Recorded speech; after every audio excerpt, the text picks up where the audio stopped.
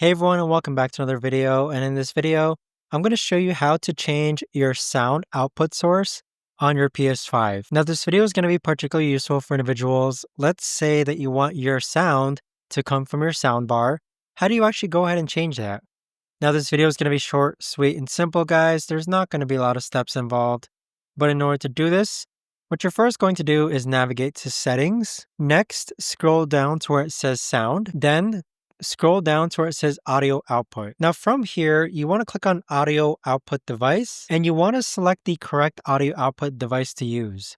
So if you only see one audio output device here, then that means only one is connected. But there you have it, guys. That right there is the best and easiest way that I know of to actually go ahead and change your sound output source on your PS5. If you guys know of a better or easier way to actually do this, let me know in the comments down below. I would love to know. Thanks so much for watching, everyone, and I'll see you guys all in the next video.